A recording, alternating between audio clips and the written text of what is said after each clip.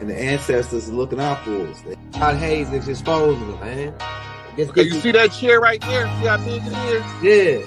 Now look at the Pope chair under it. Scroll down, look at the Pope chair under Never have it been made so clear. Young TV.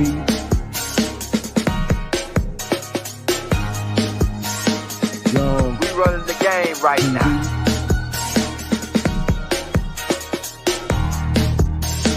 Young TV.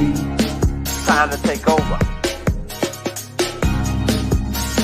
Young We the hottest in the game.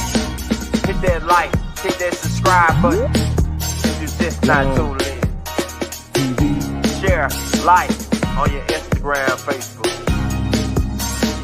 Young TV. If you tuned in,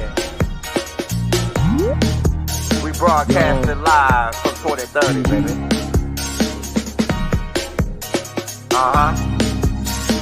Young TV.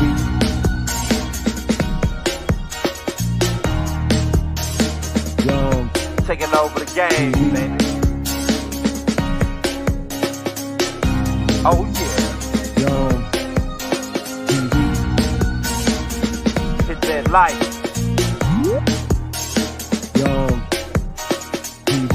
Get them likes up in the air, you heard me?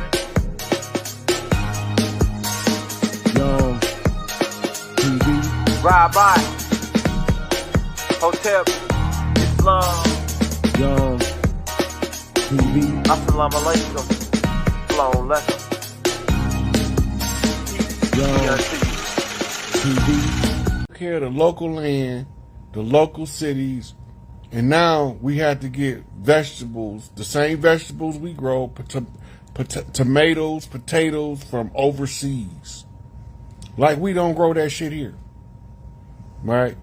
Everything that they do is to make it where we can't take care of ourselves so they can render us as imbeciles. And as long as you can't take care of yourself and you consider the imbecile, then they justify for blocking you from taking the throne. But as soon as you prove that you're not an imbecile, that you understand who you are sui juris in your sovereign capacity, and that you back for everything they owe, and notice the agent is notice the principle, and that the oral traditions say to let all of the tribes know as many as you can, and they gonna support the effort to reclaim the land. Just put it in the public domain, and then you'll know it because the president will eventually be forced to say your name. Tell that nigga to shut up. He telling them too much. He didn't divulge more Masonic secrets than the Masons even knew they had. They tell you the story of Hiram Abiff, master of masters, the self-raised master. Taught himself, but he learned from everybody else. He taught himself, but he learned from everybody else. Each one teach one, we all gonna reach some. The revolution of the mind precedes the revolution in the streets. You won't need a revolution in the streets if you put the revolution in the mind first. That means spin your mind around and look at what you're thinking about. Where are your priorities? Because once you realize that the way that you think is because you've been taught to conjure up a spell on yourself, you break the spell off the self. And once you break the spell off the self, like-minded individuals naturally gravitate toward each other to form a power base. And they don't have to physically be in the same space in order to come together. That's the part of the unity that everybody just got to know who they tied to in the process of redemption. Because if you know who you tied to in the processes of redemption, it goes back to the old saying, if you're going to be the leader, know where you're going. But if you don't know where you're going, find somebody that do and let them lead. The elders say the one who knows the path leads the way, right? And we know that the children is always between the leader and the rest of the pack, because the children got to be observed at all times by all of the elders behind them. Right? You don't know how to protect the community, then there ain't no sense of you trying to talk about the community need to be protected. What you gonna do to stop crime? Right? We complain about the police being here. I can't stand them some bitches because they don't belong here. But before we had police, we didn't have this rampant crime. Go back and look at history in America. There was no prison in America before the 1800s. None. But they started turning our castles into prisons, mental institutions, and state buildings. We had ways of raising children where we didn't need to lock their ass up. And then if they did mess around and make a mistake, there was always a redemption process they had to follow to make amends for their errors. You didn't have to steal nothing. You didn't have to rob nobody. That wasn't necessary because everybody was in abundance, so they would have gave you anything that you wanted. All you had to do was ask, and a closed mouth don't get fed. But you open up your mouth, but when they made you scared to open your mouth, you start stealing because you didn't want to ask, because you couldn't take no. No is not a curse word.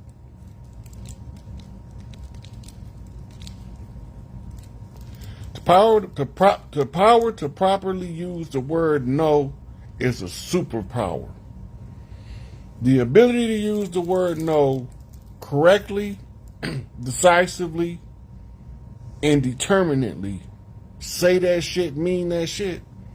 The ability to say no is a superpower.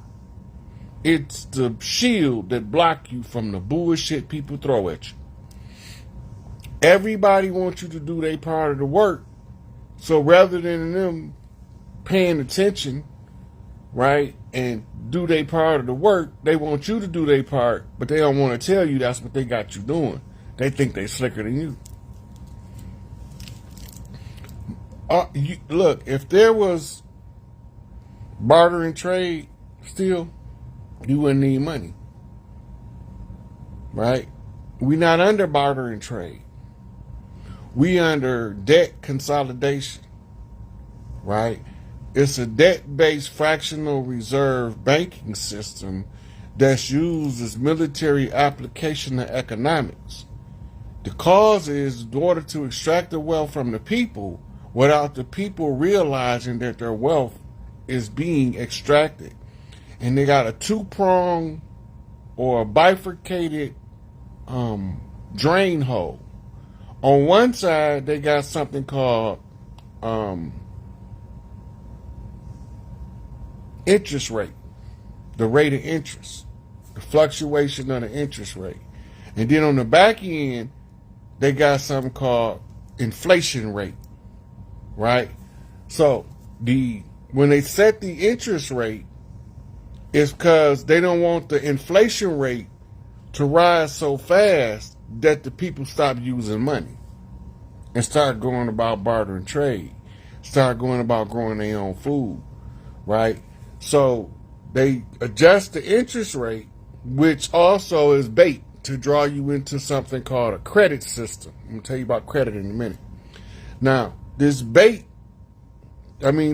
interest rate is relieving the flow of the interest rate so that it can continuously deteriorate the spending power of your dollar at the register.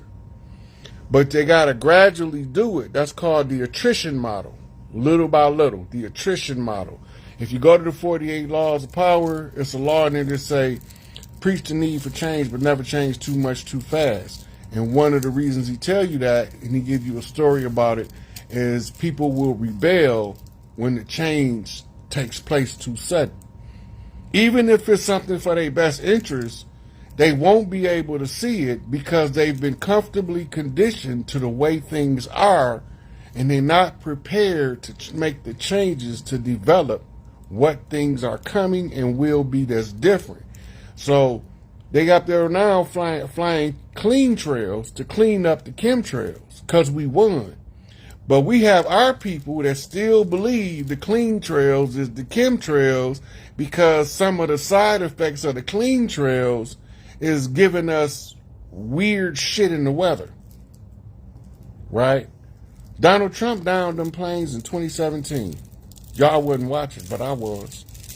When he first downed them, they said that none of that stuff could be true until he went in there.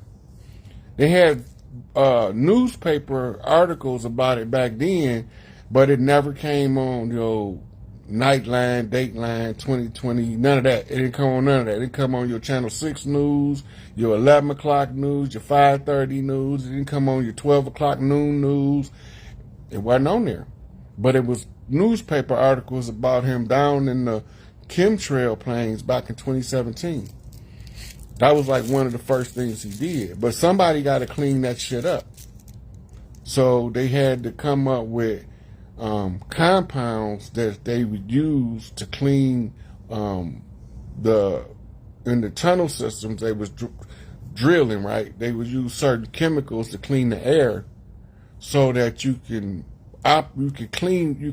tunnel faster if you have an efficient form of cleaning the air, so that the people not consuming too much gases like methanes and stuff, CO2s, that'll suffocate them slowly. You'll look at the history of the canary in the mine and you understand what I'm talking about.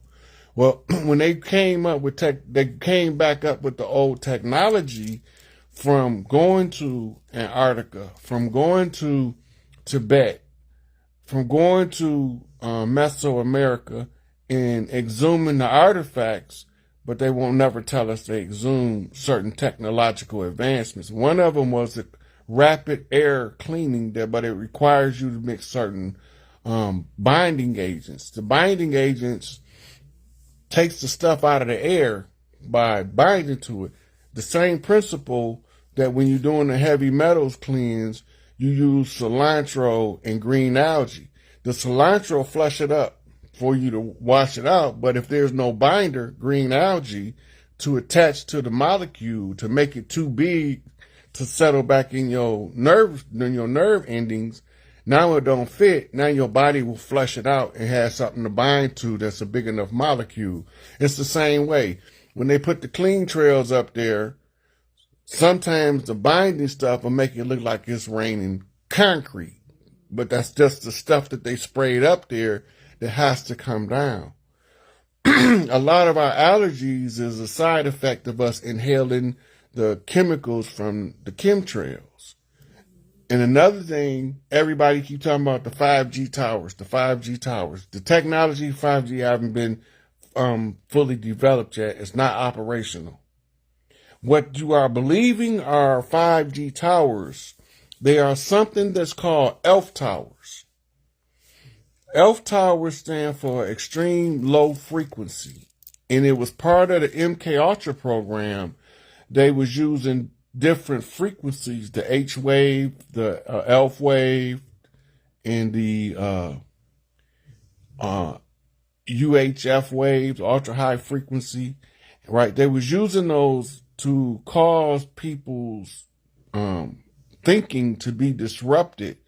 And then they use the basic layout of the sociological platform and the ELF waves to know how to affect people, to make them either sedate if they're getting too rambunctious, or if you want them to get rambunctious because your jail population getting low, the right frequency will make them get a ramp that boom, can't help it. I gotta go fight. I gotta go shoot them. I gotta go stab them. I gotta go steal because of the frequency. The frequency is driving your most likely low vibrational state to be the most dominant expression of the self. It's all done through manipulation of the sound waves, the ELF waves, and it's the same different frequencies from VHF, UHF, which make up the TV. But when you dreaming and they can record and play a visual image of your dream, they tapping into a similar frequency output in your brain that you using for your night vision.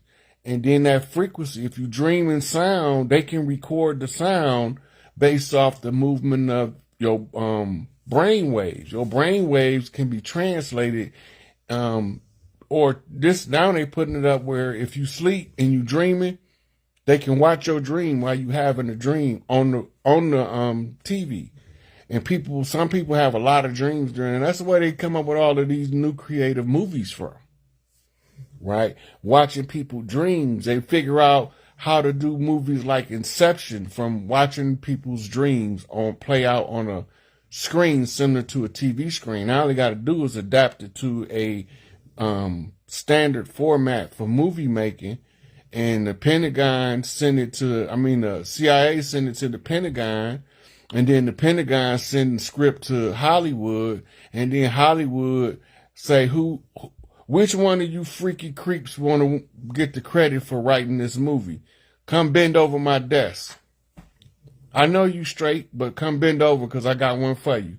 And they do that in order to control who becomes influential in society, right? I told y'all a long time ago they like to anally penetrate the boys because it make them unfit to be a ruler, a leader, a king, because they become a shattered oracle. They develop schizophrenia when they come online, and ain't nobody gonna allow no schizophrenic to be the king. It's just not gonna happen. Come in today and everybody's good, and tomorrow everybody got to get put to death. That's not gonna happen, right? So they've been writing about this stuff. The first whistleblower, the first whistleblower, they had to hurry up and get rid of him. That's in the modern part of the modern MK Ultra program that defected was Charles Manson. Charles Manson was not in jail for no murders because he ain't killed nobody and ain't told nobody to kill nobody. And everybody said Charlie never told him to do it except for one person. Tex told everybody Charlie wanted him to do it. Go back and look at the story. I ain't making this shit up. Anyway, Charlie was having these LSD driven rants where he had been trained in San Quentin in mind control. And the handler, the same dude that taught Joseph Senku mind control, was best friends with Jim Jones, right? And Charles was saying that they had told him they was going to put the fluoride in the water. Why they was going to do it was supposed to make the people like sheep. Then he went on to tell them about the plan of the government on their divide and conquer program is to make the dark-skinned people fight the light-skinned, or they say the black versus the white, to create a chaotic condition to establish a police state. And Charlie told him that would be Helter Skelter. And then the Beatles song Helter Skelter came out, supposed to have been written by Charles Manson. Anyway, so one of the girls wrote Helter Skelter at one of the crime scenes, but Charles didn't tell him none of that. At no time did Charles Manson ever tell anybody to kill anybody, and it's in the court record that nobody said he told him to kill nobody. But some of the people said, we just knew what Charlie wanted, right? But he ain't tell nobody to kill nobody. He was telling them to beware of the government control, right? And that the government was trying to train him, because it was supposed to be a black guy to come out of San Quentin after him that was supposed to get an army of black kids to fight his army of white kids. And this is where you get Mr. DeFreeze, Calvin DeFreeze, a.k.a. Joseph Senku, named itself after the Amistad Senku. And he got he got disintegrated on live TV in the 1970s. The Patty Hearst story is part of that, because Patty Hearst was being used because her relation to the Hearst family. The Hearst family was a newspaper family. They was a high-ranking family over media, but they was handled by the CIA.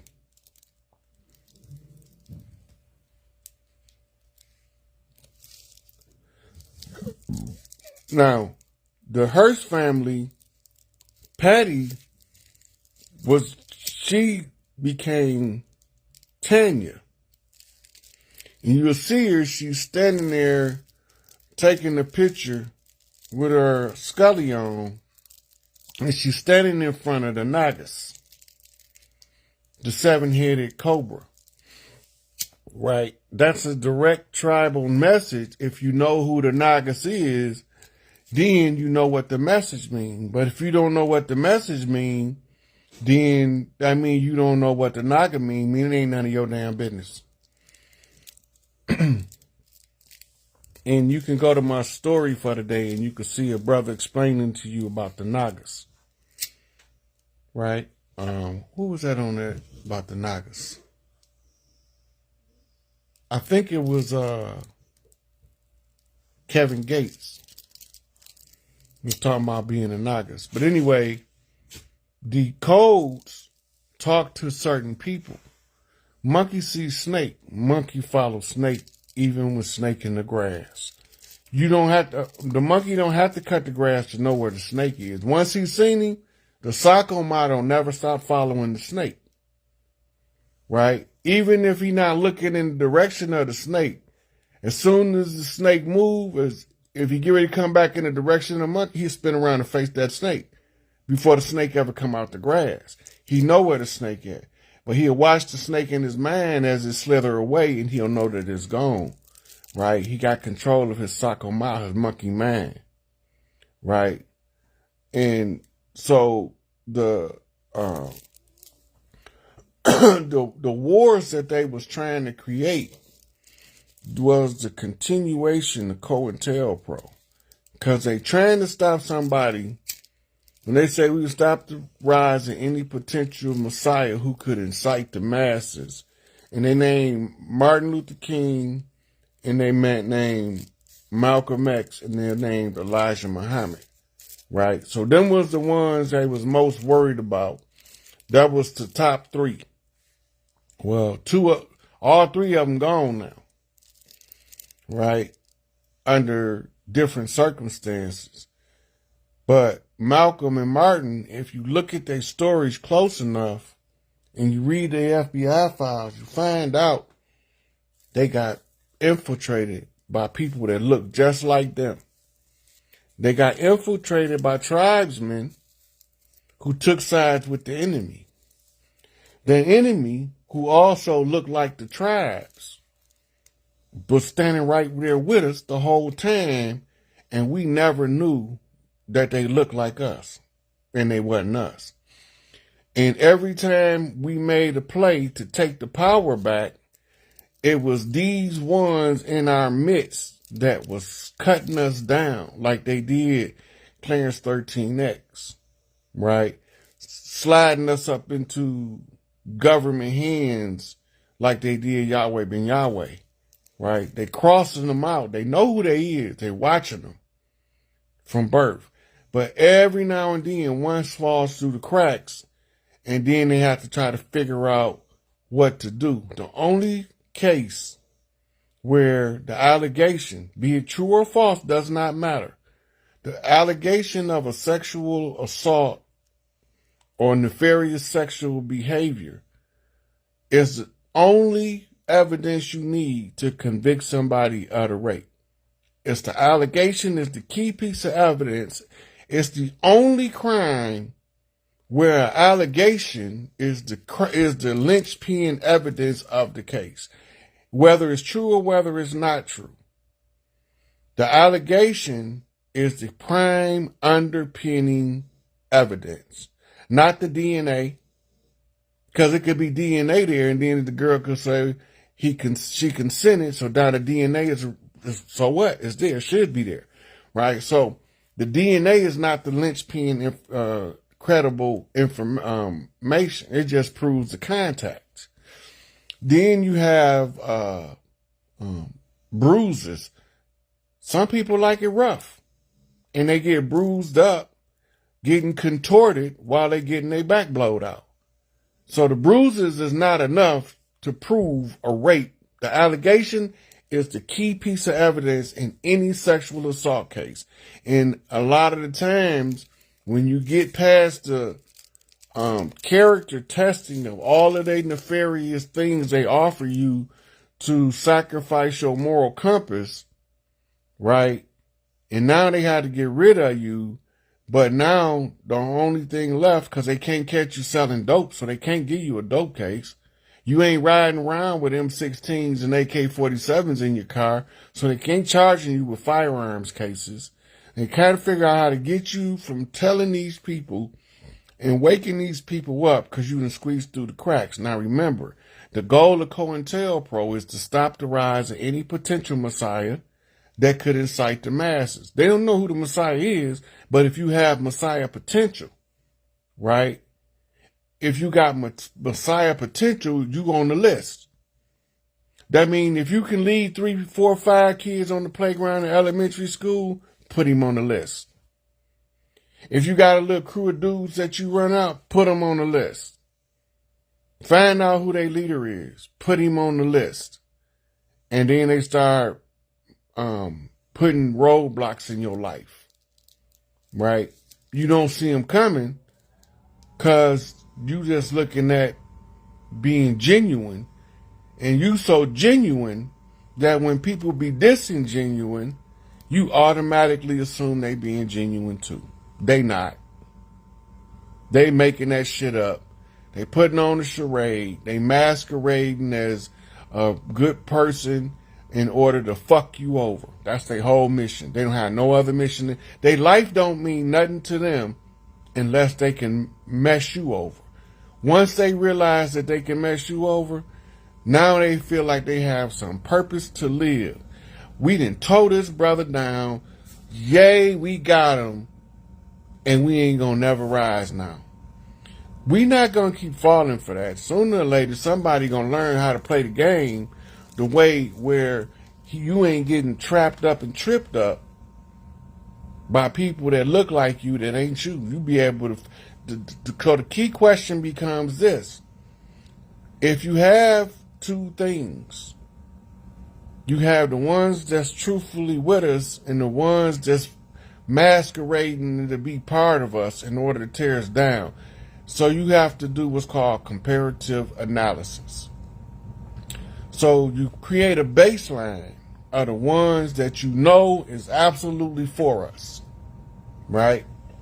Once you got a baseline, now you look at it and say, okay, now who crossed each one of these guys out? Look at their pattern. Most of them remained in obscurity. You never know what they did because they like to hide in the background. He's an Amun priest. He's a black Jew. He's a Hebrew Israelite. And this is why they got us all believing that a promised land is other than the whole land mass of the earth. Ain't no place more holy than another. The holiest place to you is the place where you standing. Because you standing there is what make it holy for you. Because if it wasn't there, you couldn't stand there. Therefore, there would be nothing holy to it. You the cause of your own holy land. Pilgrimages was invented in Mesoamerica and exported around the world.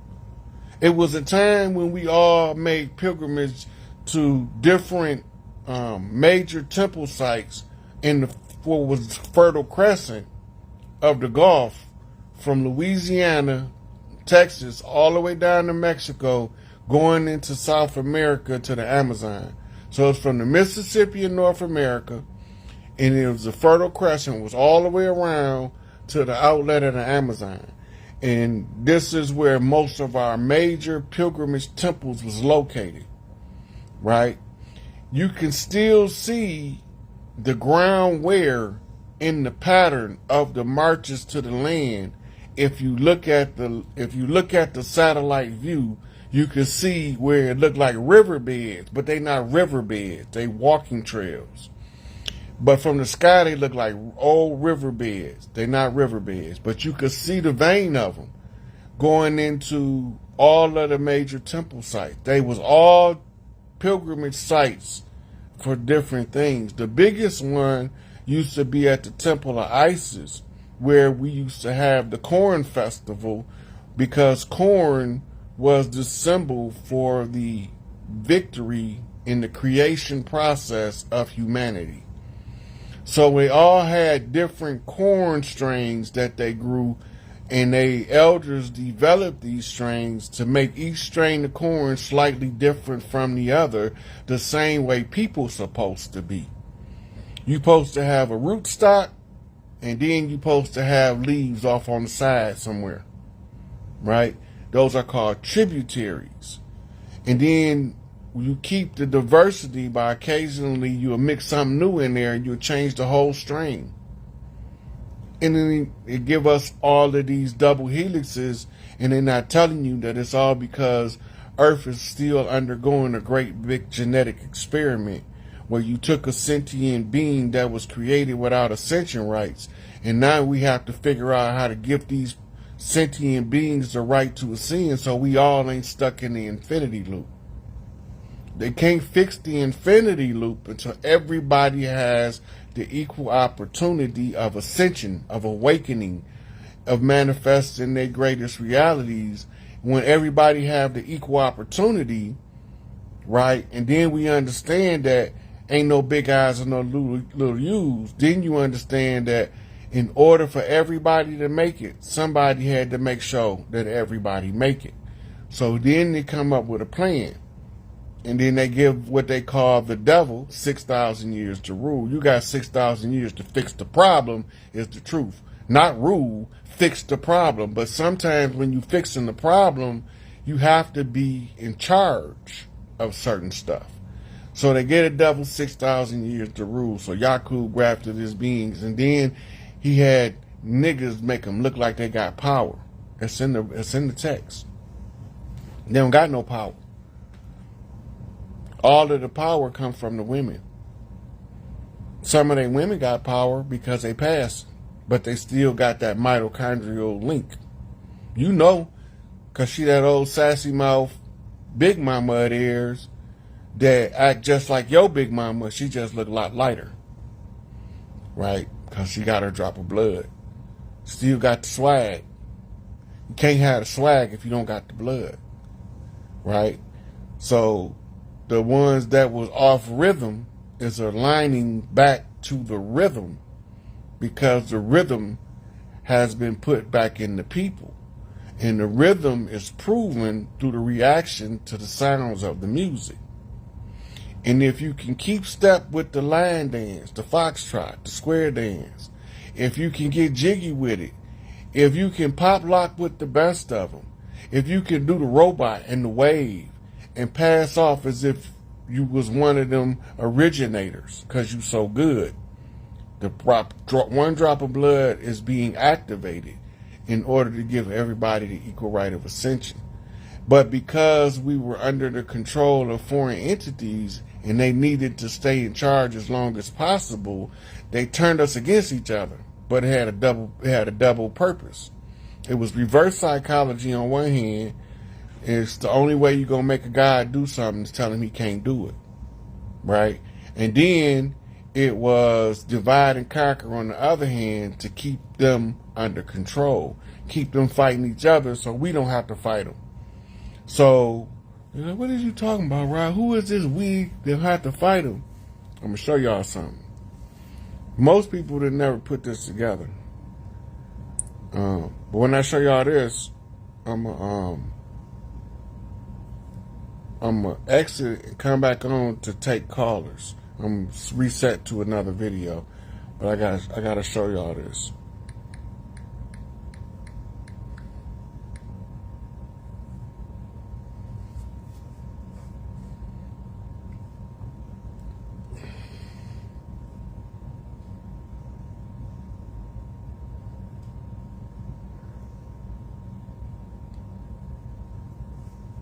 Gotta find one more. Hold on.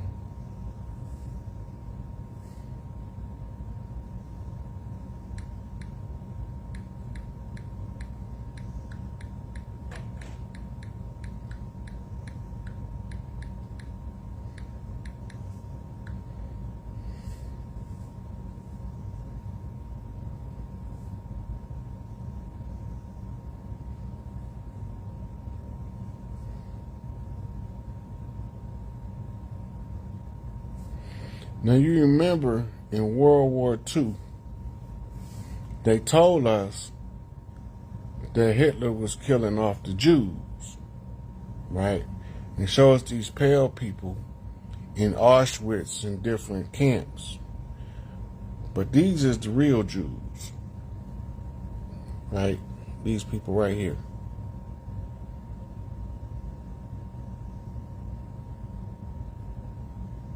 Okay, now, them people is the same as these people.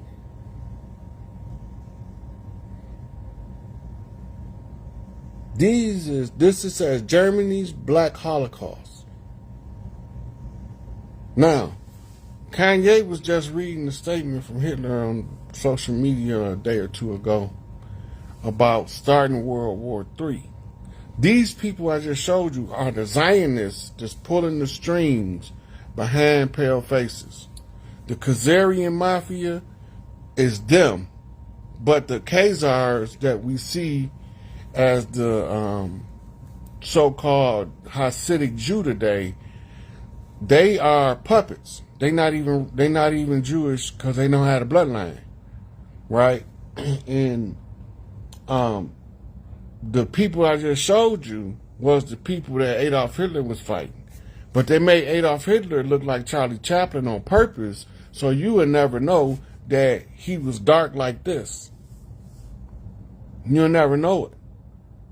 And he was over there because he was from a bloodline of what they call fake Jews that was over there as captives. His bloodline were captives. They were part of one of the Roman prisoner of war colonies. This is where they got the concept to enslave us on our farms and call them plantations and tell us we were slaves. All that comes from what was going on over there. But if you don't never know what was going on over there, this is why you have to study world history. Regional world history, where you take each region and you study it individually. We didn't know that Prussia preceded Russia, and that the country or the nation of Khazarians come from a place called Khazaria, which is in the Prussian mountains, right? Which was the home of ancient bankers who moved to the mountains so that they can secure the bounty of their wealth. And these bankers were illegitimate mulatto children who didn't have matriarchal birthrights, so they gave them patriarchal rights to govern the money, right? So they became bankers. And these bankers set up these colonies where bankers would do banking and use it to finance wars and kings. And they didn't mind financing the wars and the kings because their coffers got bigger once somebody won the war, but they financed both sides. And this is what makes them be neutral. You can't be neutral in the middle of a world war when every country in the world is at war except you, and not be the one that's the problem. Why nobody not bothering you? Then when you look and you say, well, who's pulling the purse strings in all of the wars? And they all trace back to Switzerland, since Switzerland been Switzerland. So it's around the 1800s. But before that, they trace back to Khazaria. But before that, they trace back to Etruskia, which later became known as Rome.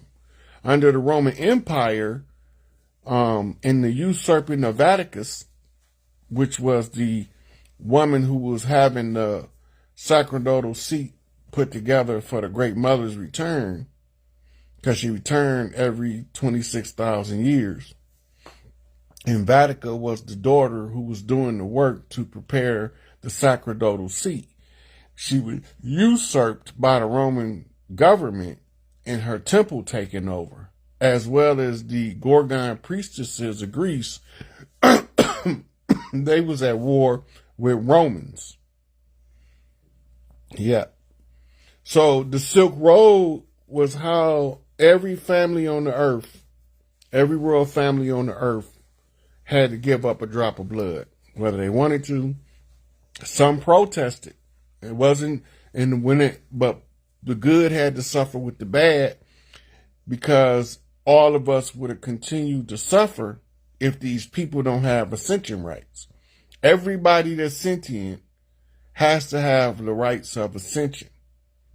If you don't have the rights of ascension, you keep us in the infinity loop of replaying 3D reality and living the same timelines over and over. And now they so all wore out that they can't even sustain themselves. Somebody has to fix the problem. So they sent them all to the great melting pot. It's like when you build a car, before you had mechanics, whoever made the product, you send it back to the maker.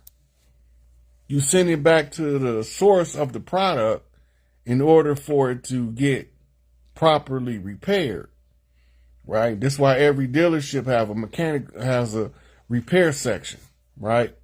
Now, with people, the repair section, we didn't have hospitals. We had the understanding of nature. But when they brought somebody that was counterfeit, the original manufacturers like, man, these people have brought in some counterfeit ass people. This ain't the money I printed. This is monopoly money. This ain't the money I printed. Right? So what do? You have to figure out a way. In this case, we're talking about sentient beings that was being developed in laboratories. So what's the remedy? You can't survive unless you got a drop of blood. It tell you in the Anunnaki tablets, by the way, the remedy that Enki offered up, and he was scolded for, was to tell them the only remedy is to give the ones that they infused a drop of blood. Let that child wake up to his higher senses. And it was a big fight about it. But it tells you the whole story in there. They tell you the short version in the Bible. And God said, the man has become like one of us, lest he eat from the tree of eternal life. Let's kick his ass out this garden. What is the tree of eternal life? The eternal bloodlines of the primordial original earth strain is the original blood. And the only remedy to allow them to tap into the tree of life is to allow them to tie into the vine, which is tying in to the divine, right? And divine is also the root word of divination, the ability to see beyond sight based on what you see within your sight. There's this thing called cause and reaction. If you don't find a solution for the problem will continue to fester like a cancer until it's fucked everything up. So you got two options. Fix the problem and don't care, just get it fixed, or let it take everybody to hell. This is why we breaking out of the what they call it, the firmament, but it's the Van Allen belt. It's a Pleiadian barrier to the solar rays that also served as a spiritual containment chamber to keep the ones fighting the war within the confines of the realm of Earth. Can't leave. You can exit the body, but when you realize that you didn't finish fixing the problem, you come back. And the problem is that every time you come back, you're taking on amnesia again for 6,000 years of this shit till you figure it out. So that means that you have to go from amnesia at birth of your past lives and then use this life to try to solve the problem without no knowledge of the past life. not until the veil is thin, which is called the closing of the age. As the veil thins, people begin to see. And then the people that begin to see have a tendency to write it down so that they can tell it to their children and grandchildren. Because they was in the amnesia, the writing became the way to preserve the memory. But once the memory is restored, the writing is obsolete now. You don't need to write it. You know it now, right? But your communication skills might require you to have to write in order to somebody else to understand what you're telling them. Because some people can understand it better if they read it than if they hear it.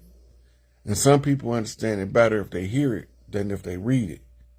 So what we end up doing is we get caught in this conflicting ideas of the written word versus the spoken word. People will say that the spoken word is unreliable. The only difference between the written word and the spoken word is you can review the written word visually.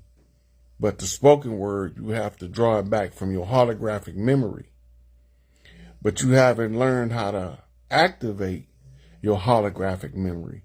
Therefore, you haven't trained yourself to be able to have a conversation and recite back word for word what was just said to you over the last minute of this person's rant.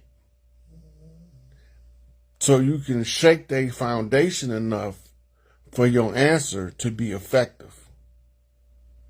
Because you was too busy waiting on your turn to double dutch that you didn't even hear a word of what the other person said. You just had to get yours out. And remember, being that Malcolm X's birthday was Monday, I'm going to remind y'all something. Malcolm was one of the most prolific listeners that we have recorded about people noticing how intent he listened to their issues. You can't solve a problem if you only hear part of the problem. But you can solve it best when you understand the whole problem. And sometimes some people will have a piece to the problem and somebody else will have a different piece. And not until you get the two pieces together will you realize what it takes to break the problem. So I'm gonna end this now because I don't want it to be too long where people don't want to watch it. But then I'm gonna come in and do a Q&A. So anybody want to be in on the Q&A? When I log off of this, I'm gonna come back on the live and y'all be on there. It's gonna be Chief with the Chief Q&A.